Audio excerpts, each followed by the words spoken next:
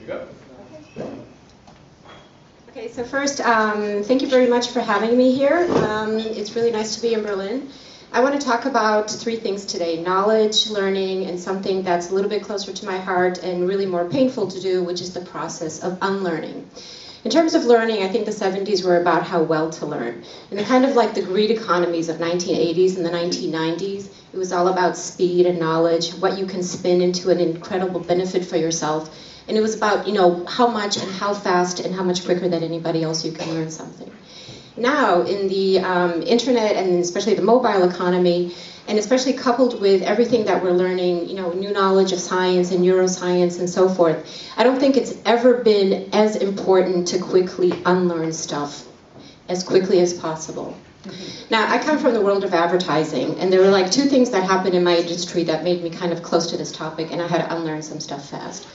One was all kinds of knowledge about consumer behavior, what makes people tick, and all the new stuff just kind of debunked everything that I had learned earlier in my career.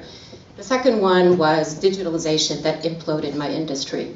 And I kind of came to see that the problem is really never knowing how to get, you know, innovative ideas into your head, but getting old ideas out.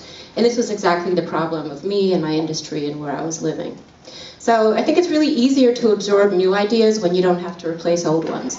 If you put this phone in front of a 5-year-old, they're going to try to kind of like swipe the dial thing or the numbers or press the buttons and so forth. They don't have to unlearn this stuff. But kids absorb stuff like sponges, but I don't think that really means that old dogs or old industries can learn new tricks. You can't teach an old dog new tricks not because they can't learn, but because they have way too many tricks up their sleeve already. And just to that point, this is just like my personal experience. So I had this like agency Dell that I was working with for a long time, and then I got a Mac. And the thing like intimidated the shit out of me. I had to learn like all new icons and functions and gestures and so forth. But now that if I live in my little ecosystem and I've got my little Apple stuff, I'm trying to swipe everything, including my Ericsson phone. We like the familiar things. You know, there's a reason why we like them. They work, we know the icons, we know the symbolism, we know how they work. But unlearning is difficult because it's actually needing to move away from something rather than towards something. And it's hard to let go. And it's really hard to let go of kitten memes.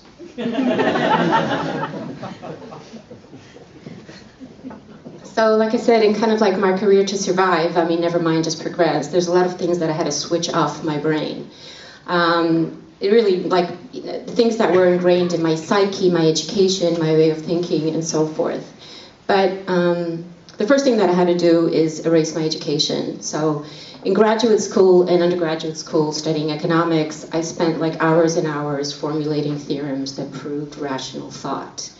And I kind of pretty quickly came to realize that human beings are totally irrational, and this had huge relevance for my business. The other one is just all the business stuff that I learned in the beginning that I had to unlearn. The main one was that knowledge trickles down. And living in agencies with the digital natives, I kind of realized that was not true. It flows all around, up, down, we learn from one another. And just the essence of what I do for a living. We are no longer in charge of anything. You know, this is just basically my core competence has been shaken with new technologies, new knowledge, and new thinking. But behavior is still what I do. And when I'm trying to persuade either consumers or my customers and my clients or people that work for me, before I ask them to change something or do something or learn something, I try to put a perspective on it. What am I really asking them to undo? And that makes it easier to plan. It's difficult but not impossible. I believe in sticking to learning concepts over facts and details and platforms over processes. That way you have a principle, kind of like a bucket of principles to which details can adapt easily. And it's also not a problem that the dinosaurs are having. It's just an interesting article from Forbes that's actually was wondering whether Google and Facebook will be alive in 5 years, whether Google can really be social, whether Facebook can really be mobile, monetized and everything. So I kind of want to leave you with this thought that pursuing the course of higher learning, action, or thought without having properly unlearned is like rolling naked in the mud puddle before dressing in a tuxedo. The suit looks good, but you got to take a bath. And more importantly, at times of change, the unlearners are the ones who will inherit the world, while the knowers will be beautifully prepared for a world which no longer exists.